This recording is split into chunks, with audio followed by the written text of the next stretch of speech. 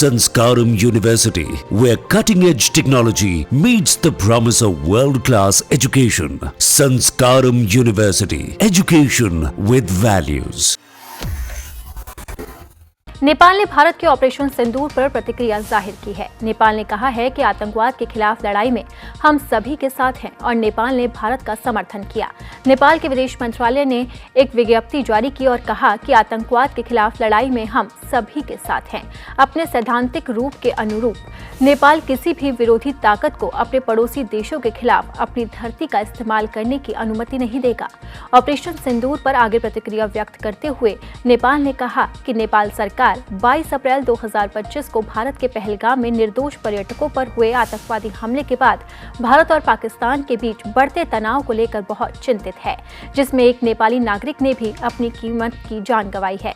इस दुखद अवधि के दौरान नेपाल और भारत एकजुटता के साथ खड़े हैं, साझा दुख और पीड़ा में एकजुट रहें। नेपाल विदेश मंत्रालय ने कहा है कि ये याद रखना चाहिए कि नेपाल ने सभी तरह के आतंकवाद के खिलाफ अपने दृढ़ रूप के अनुरूप बर्बर आतंकवादी हमले की तुरंत और स्पष्ट रूप से निंदा की थी। भारत द्वारा पाकिस्तान के अंदर आतंकवादी ठिकानों को निशाना बनाए जाने के बाद से नेपाली सांसद आतंकवाद के खिलाफ सरकार के रुख की मांग कर रहे थे। बुधवार को लोकतांत्रिक समाजवादी पार्टी के सांसद सवेंद्र नाथ शुक्ला ने सरकार से उन देशों से दूरी बनाए रखने का आह्वान किया था जो आतंकवाद को समर्थन देने के लिए जाने जाते हैं। नेपाल के सांसद ने कहा कि आतंकवाद के खिलाफ खड़े होने के साथ ही हमें उन देशों से दूरी बनाए रखनी चाहिए जो प्रत्यक्ष या अप्रत्यक्ष रूप से आतंकवाद का समर्थन करते हैं। सरकार को इस पर पर्याप्त ध्यान देना चाहिए, अन्यथा उन देशों के साथ संबंधों के कारण नेपाल आतंकवाद को पनाह देने का एक साझा मैदान बन सकता है। आपको बता दें कि भारतीय सेना के ऑपरेशन से बौखलाए पाकिस्तान ने गुरुवार शाम जम्मू कश्मीर, पंजाब, राजस्थान, गुजरात के सीमावर्ती शहरों पर हमास के ड्रोन और मिसाइल से हमला कर दिया। भारतीय सरकार ने अपने लोगों की सुरक्षा सुनिश्चित करने के लिए सभी सीमावर्ती शहरों में पूरी तरह से ब्लैकआउट कर दिया और लोगों को बंकर में भेज दिया।